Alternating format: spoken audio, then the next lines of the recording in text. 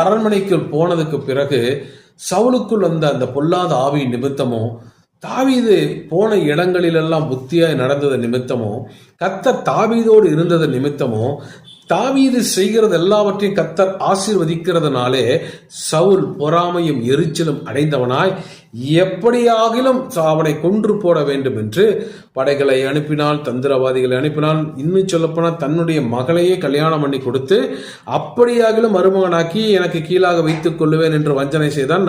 அதற்கு பிறகு கொலை செய்யவும் முயன்றால். கிட்டத்தட்ட 21 முறைக்கு மேலாக தாவீதை அவர் கொல்ல முயற்சி செய்தார். யோசிச்சு பாருங்க. ஆட்சி செய்வதை விட்டுவிட்டு தாவீதை துரத்துவதே ஒரு பெரிய வேலையாக ஒரு அரசாங்கம், சவுலின் அரசாங்கம் செய்து கொண்டிருந்தது. ஆனால் போன இடங்களிலெல்லாம் கர்த்தர் தாவீதை காப்பாற்றினார். அதே வார்த்தை தான் கர்த்தர் என்று நம்மை பார்த்து